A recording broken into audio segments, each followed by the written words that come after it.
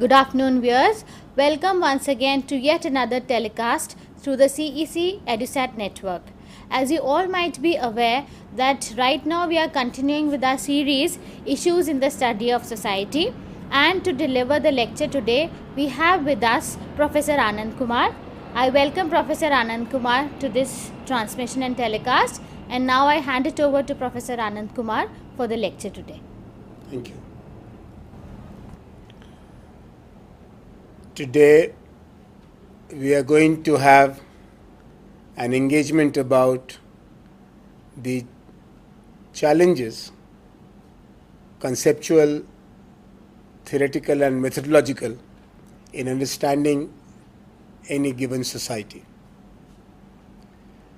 We would like to explore the major aspects of a given society, and then what are the precautions, what are the necessities to make studying of the society a complete engagement.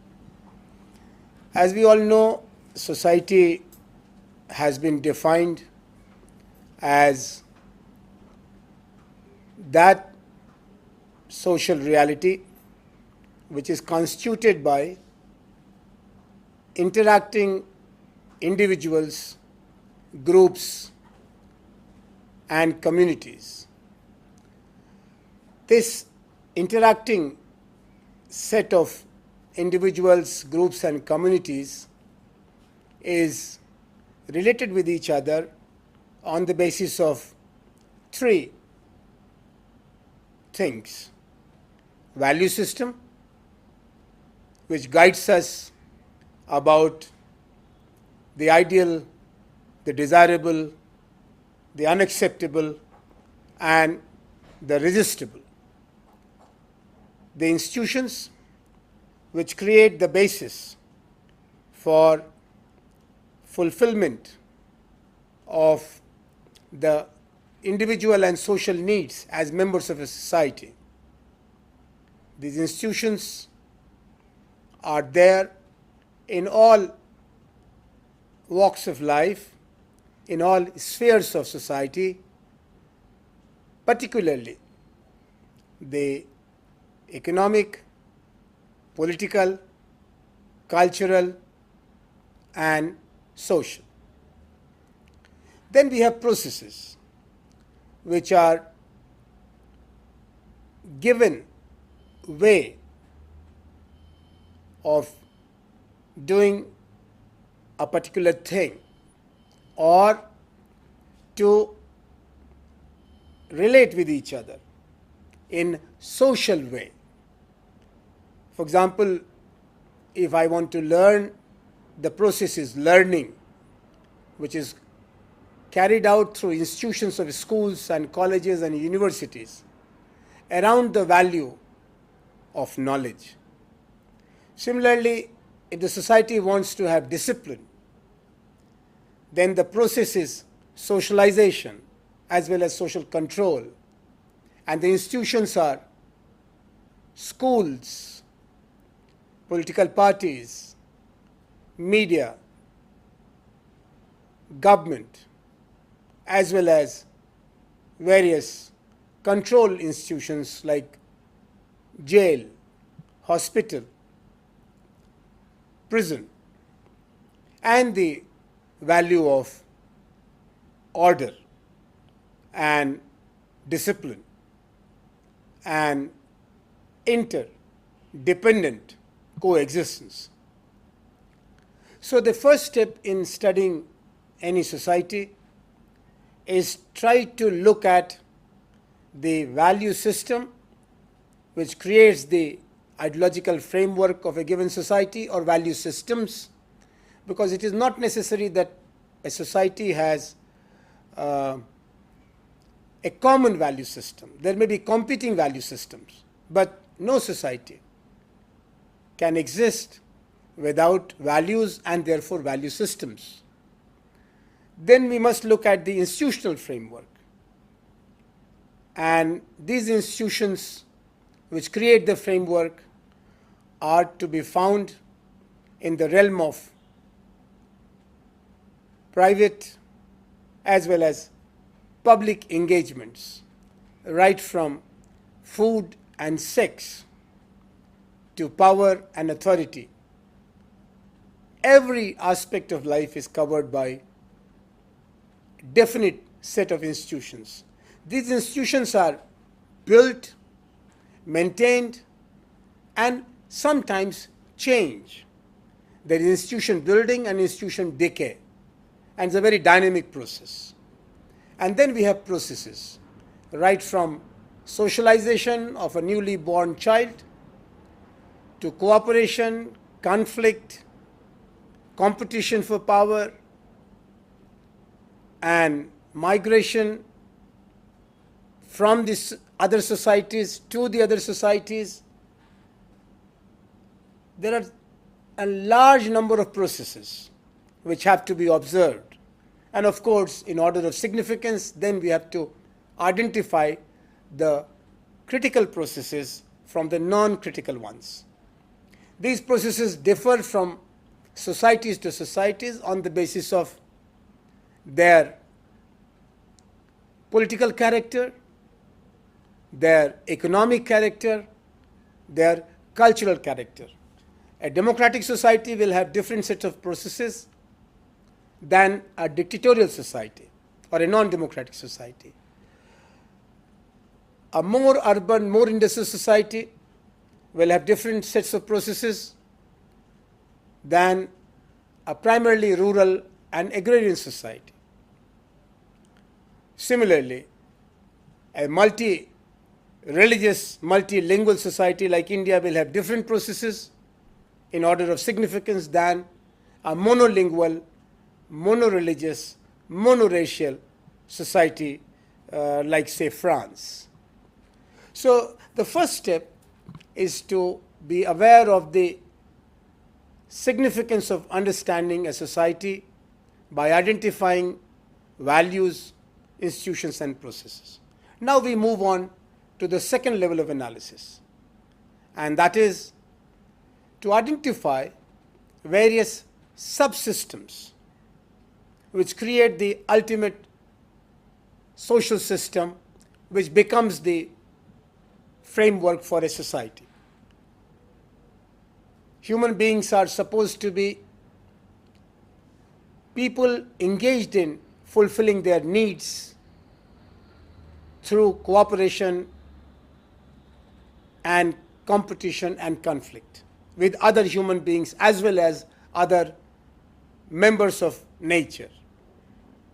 Now, these needs can be defined on the basis of their content as economic needs, political needs, cultural needs, and social needs, apart from many other needs like spiritual needs, emotional needs, etc., etc. On the basis of that, a large number of sociologists believe that every society is organized with the help of economic subsystem, political subsystem, cultural subsystem, and social subsystem.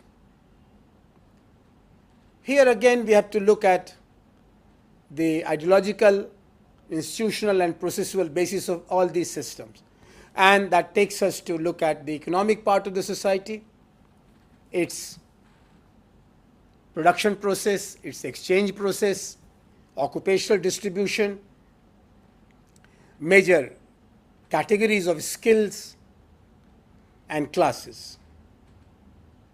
We also have to look at distribution of resources in terms of ownership pattern, poverty dynamics, occupational mobility, including upward and downward mobilities.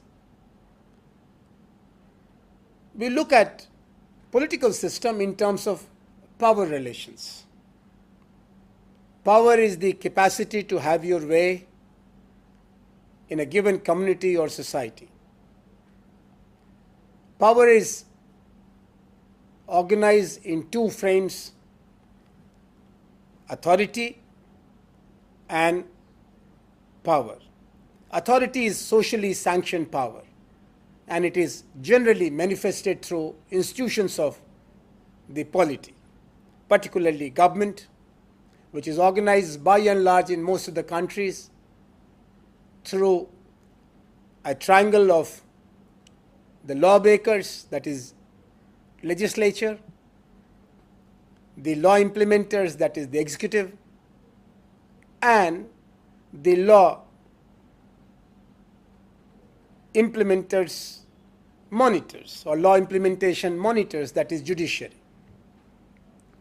We also look at the legitimation system because every society has a given legitimation system. For example, in democracy, you have elections as legitimation system. In non-democratic social formations, you have hereditary, race, caste, class, religion, and ethnicity, as well as gender as sources of legitimation. Every society has a legitimation dynamics because legitimation process is a critical process which brings together the rulers and the ruled in a very uneasy coalition of common interest, of order. But then there is always a sense of disquiet, dissatisfaction, more so in democracies, among the ruled, because there is always a performance deficit and a legitimacy deficit at any given point of time in most of the societies. So the legitimation dynamics or legitimacy level is always a cause of concern and a need of understanding. Any society, in terms of its political health, an unstable society may have high legitimation crisis. A relatively stable society may have a low level of legitimacy deficit. Then you go and look at the cultural system, which starts from language and goes up to arts and literature. Culture is inherited from our ancestors. So it is also a connecting point with our traditions and, of course, above all, with our history. If economy and polity are the representations of the present in terms of our needs and our capacities, culture is the meeting point between past and future.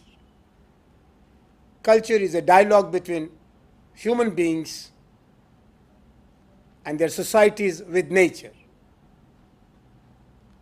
And culture is the determinant of principles and values of social order.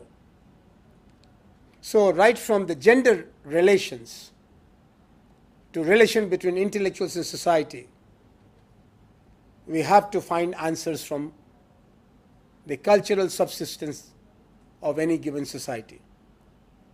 Here we have very eminent role of culture personalities, creative writers, artists, thinkers, and cultural activists. In modern times, the space of culture has seen arrival of mass culture industries like cinema, media, and television. it is making us more and more homogeneous because they are mass oriented. And this is a very important aspect of any given society. By looking at the cultural grammar or configuration of a society, we can understand its social, political, and economic texture. Culture is also the domain of conflicts about values, about institutions, about processes. For example, the issue of status of women in society is as much related with culture as it is related with economy, polity, and society. Similarly, culture is the meeting point of tradition and modernity, and therefore we have to pay attention to the cultural composition and context of a particular society, which is our object of understanding and analysis.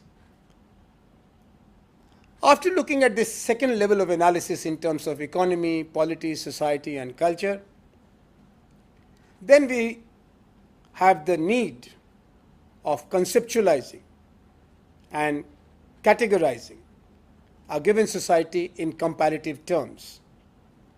We have two dimensions of comparison, the time dimension and the space dimension. A society has to be and can be and should be compared with its own past in terms of then and now to understand the dynamics of social change.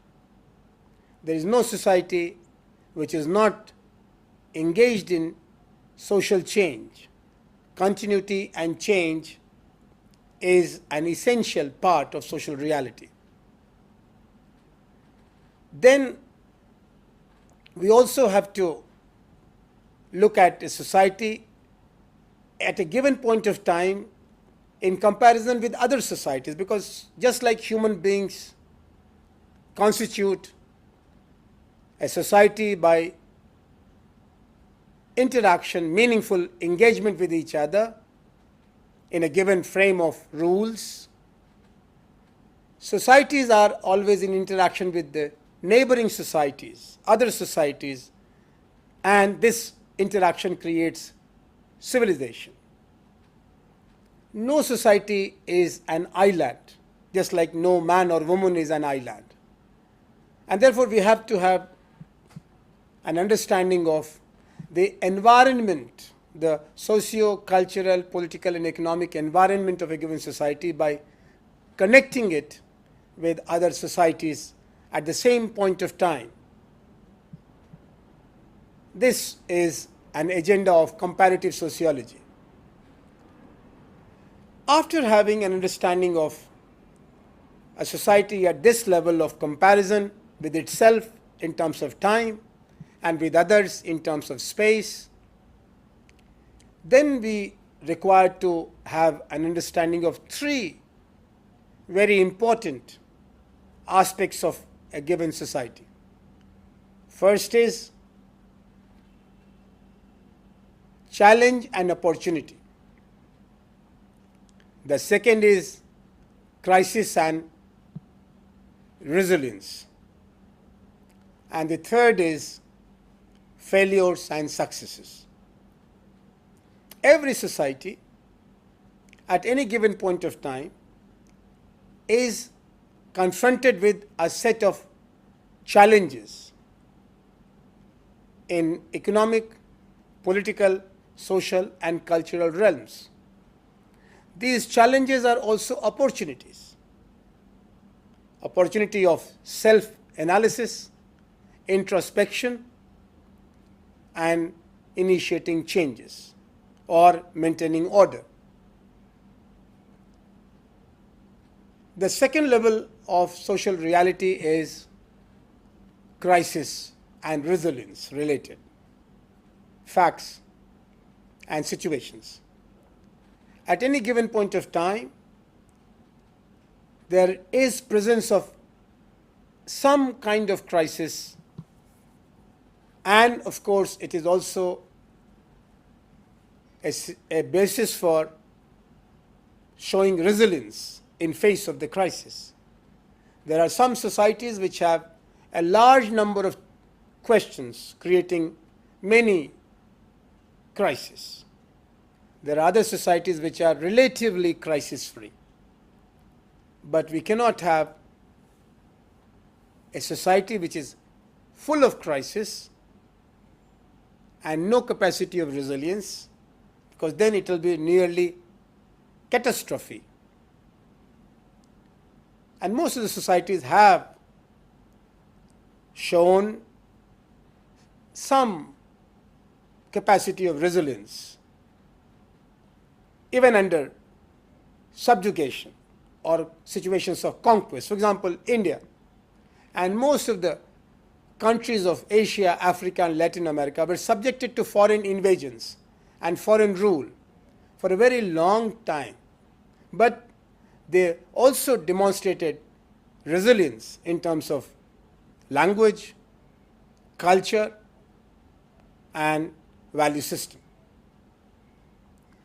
Of course, a society with great amount of crisis will become more and more conservative, more and more change resistant, and a society with less number of crises will be more self-confident and therefore more capable of undertaking journeys of change in economy, polity, culture, and society.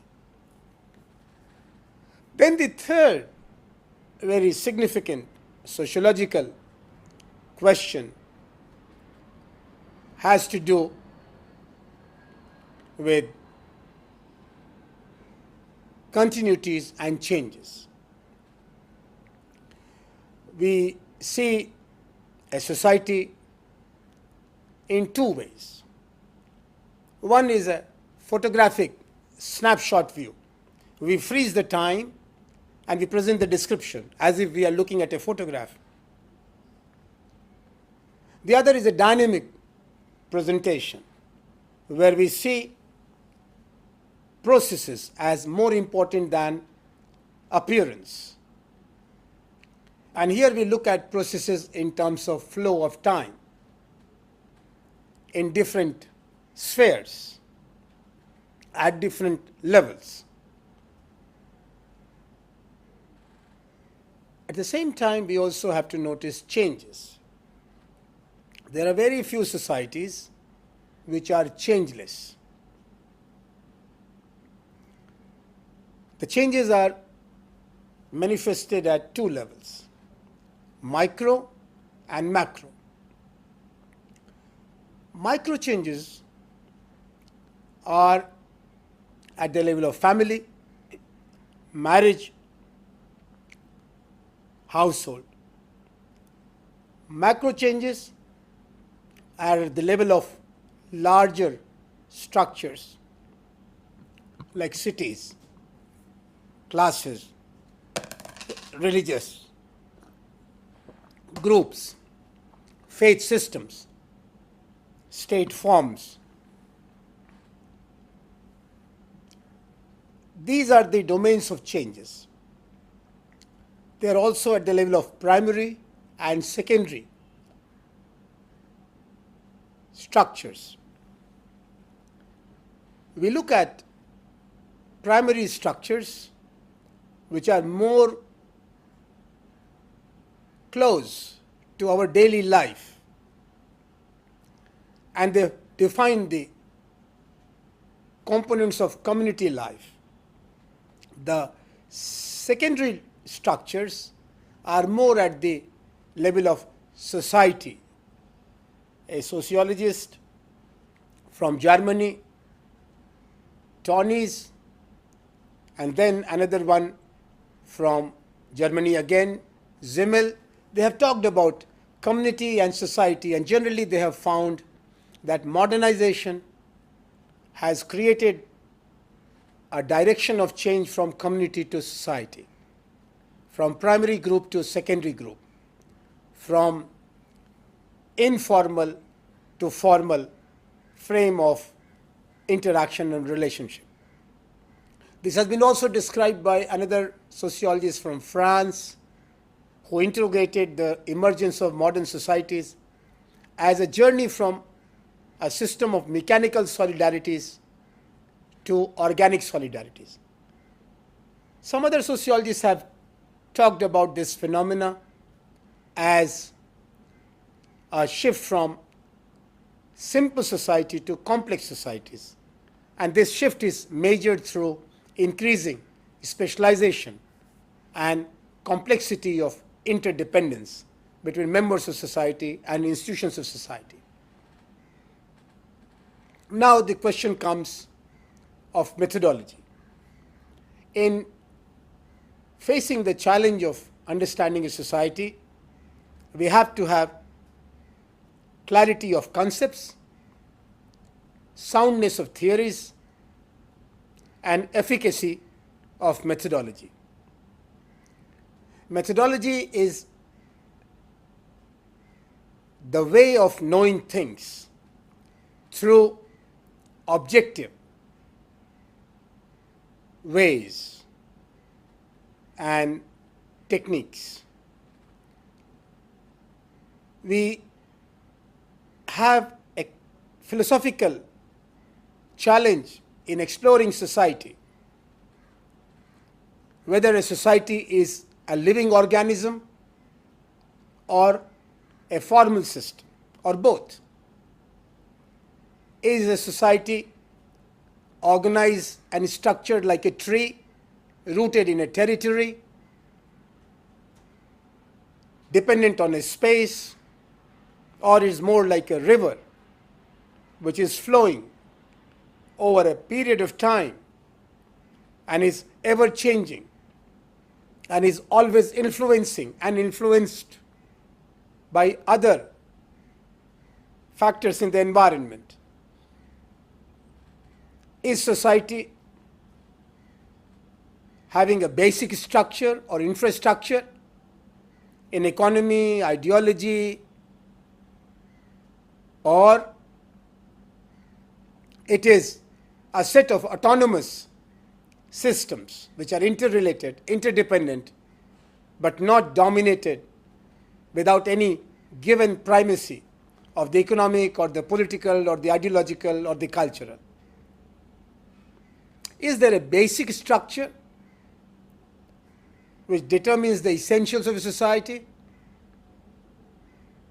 Or there is nothing like elementary or basic in any society, and it is more situational, contextual, and conceptual? We have borrowed a number of techniques and approaches of studying society from natural sciences in the last 300 years. And these borrowed approaches and methods have been divided into quantitative and qualitative methods. Quantitative methods give you a sense of the numbers, quantifiable aspect of reality. The qualitative techniques and methods provide you opportunity of going across the crowd of numbers and look into non-quantifiable aspects of social reality. Feelings, emotions, evaluations, preferences, most of them are better understood by qualitative methods, whereas most of the changes, particularly migration, conflict, political structure, economic configurations, social composition, are better understood with the help of quantitative methods. For example, if we want to study social change in India, we have to know about demographic changes. Here we need the numbers about sex ratio, age groups, faith communities, linguistic groups. We have to know about economic changes, so we have to have numbers about occupational categories, the rural-urban divide, the organized, unorganized sector numbers, the differences between men and women about their work participation, their income. If we want to understand the political situation, again we need numbers of people occupying positions of power and their socio-cultural, economic background. We also need to know the pattern of cooperation, competition, and conflict. And again, here numbers will help you.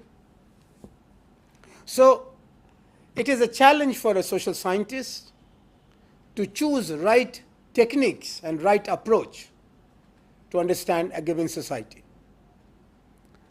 Here we also need an analysis of the flow of reality. And therefore, there is the time dimension and there is also space dimension.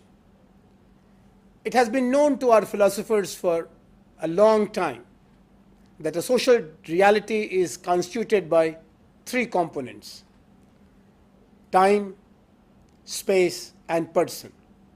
Now, this ancient wisdom has to be operationalized with the help of relevant research techniques and research methodologies.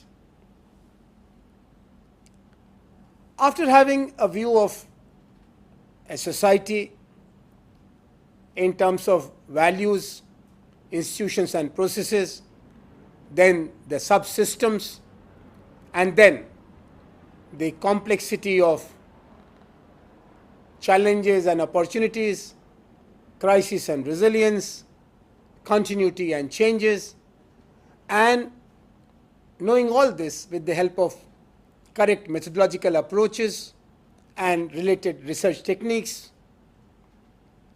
then we go for analysis. Our challenge of understanding is in terms of looking at the reality, capturing it with the help of clear concepts, then connecting the concepts in understandable manner with help of existing theories, and then classifying it for a common person's understanding. So observation and classification are the two necessary requirements for generalization about any reality or a complex of realities. It is interesting that this exercise has been going on since time immemorial, because man is supposed to be a questioning animal. What is it? How it is? Why it is? And what it will be are four perennial questions which are there in the minds of all human beings.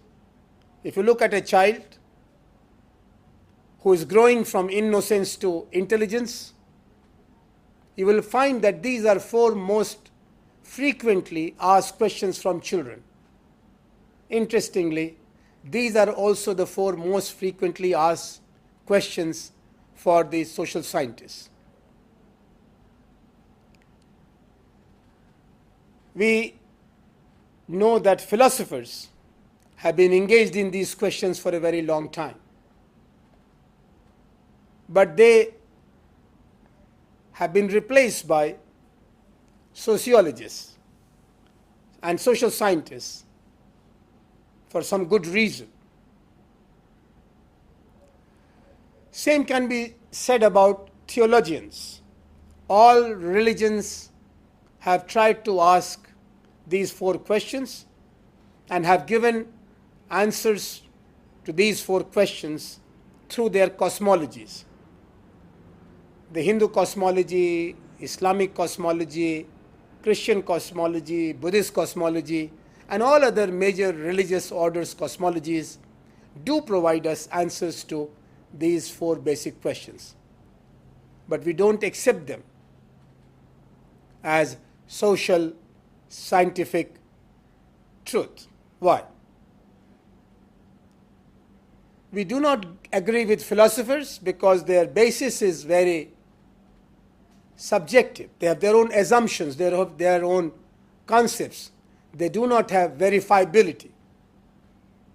We do not agree with theologians for nearly the same reasons, because they talk about personal experiences, intuitions, enlightenment, access to supreme forms of reality, which is non-transferable knowledge. So they expect faith, which generally gets converted and degenerated into dogma. And therefore you do not allow these 4 questions of what it is, how it is, why it is, and what will it be, which has been the basis of all theological constructions, cosmologies. The social scientists feel proximity and affinity to natural scientists in comparison and contrast to philosophers and theologians, precisely because the natural scientists have developed a rare capacity of what we call objective knowledge, which doesn't demand faith, which is transferable, which is open to experimentation, and which is also subject to verifiability. Observation, experimentation, classification, and verification are 4 common elements of the method of inquiry between social scientists and natural scientists. But this is where the commonality ends, because natural scientists are engaged in studying natural phenomena, which is there out in the nature, whether it is laws of physics or principles of biology. We do get reality in nearly uncontaminated form without any space for or role for subjectivity. Human beings and their societies are object of analysis by social scientists. No social scientist has the capacity of complete detachment as it is possible for a natural scientist. This irreducible subjectivity and attachment makes our task more complex and more difficult than natural scientists. We are living with borrowed instruments and approaches of natural scientists, and they have created some limits for social science research and study of society. One of the limits is limits of empiricism. The other is the limit of historicity.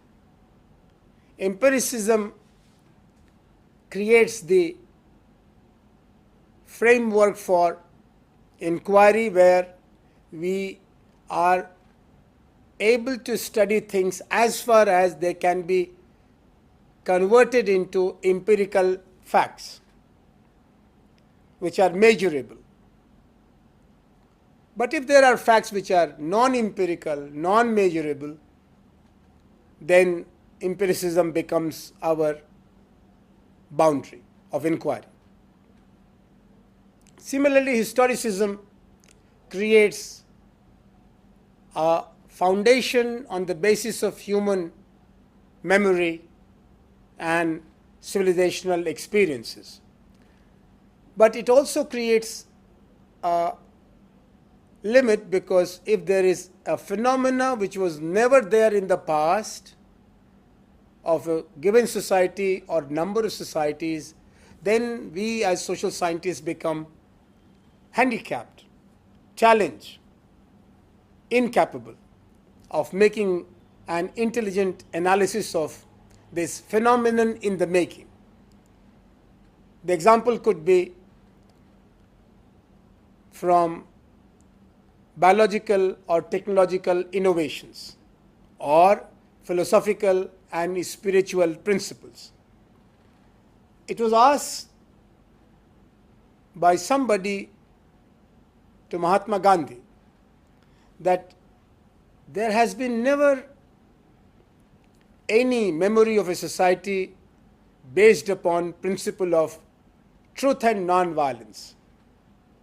So how you argue about efficacy and desirability of satyagraha as the basis of creating a better society? The answer of Gandhi was a challenge to social scientists and their methodological limitations, when he pointed out that there is no basis to believe that if something has not taken place in the past, it will not take place in the future. Future is limitless. And therefore, if we cultivate goodness today, we will have a good society tomorrow, even if there was no memory of a perfect society yesterday or till yesterday. Something similar was argued by Karl Marx through his theory of historical materialism in the context of his faith and hope that the society will move from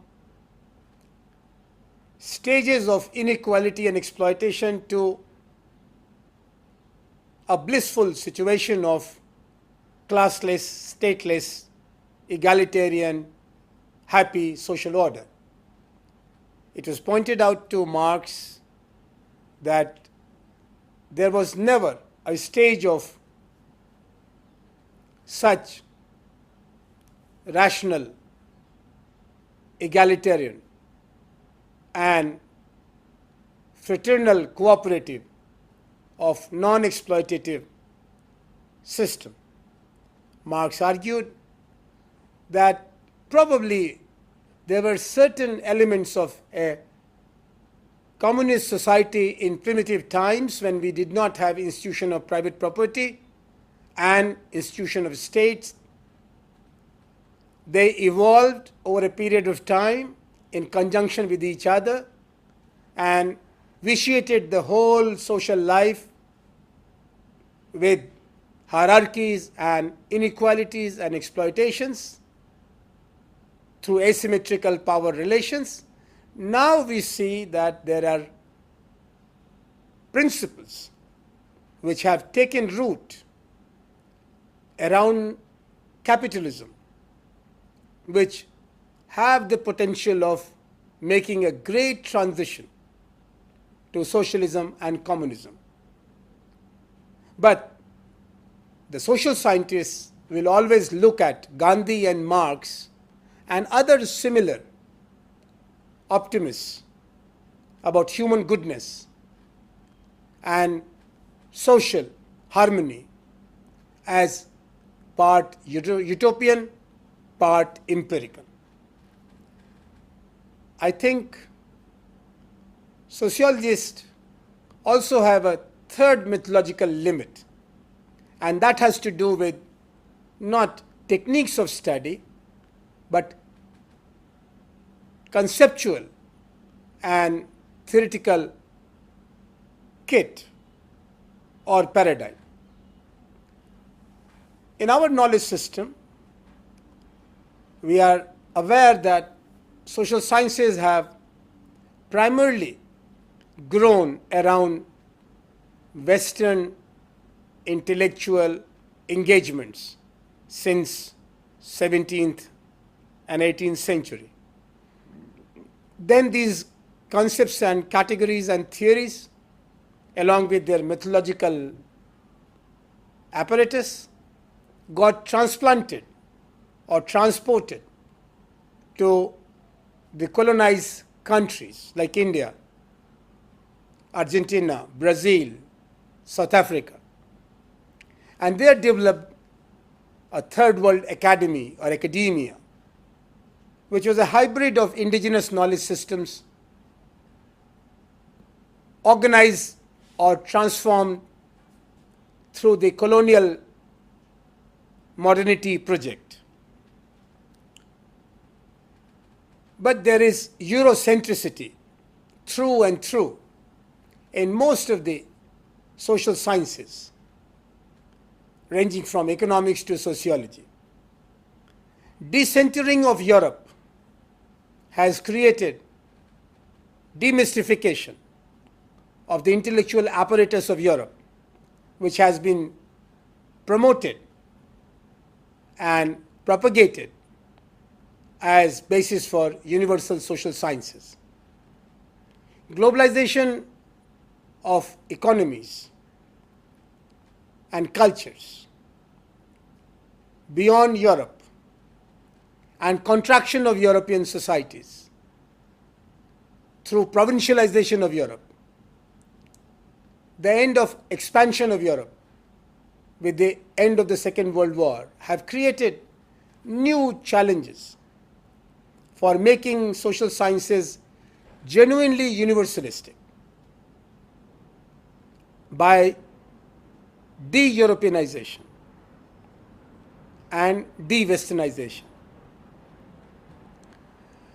The challenge of 21st century social sciences is not to spiritualize social science or make it more like physics and biology, but certainly it is around the need to be capable of dealing with complexities and complex realities. So far, the social sciences, particularly the process of social analysis, has been organized with national societies as their framework. This nation-centered or nation-centric social inquiry is now getting deconstructed through post-nationalist discourses of inquiry around gender, race, ethnicity, as well as ecology.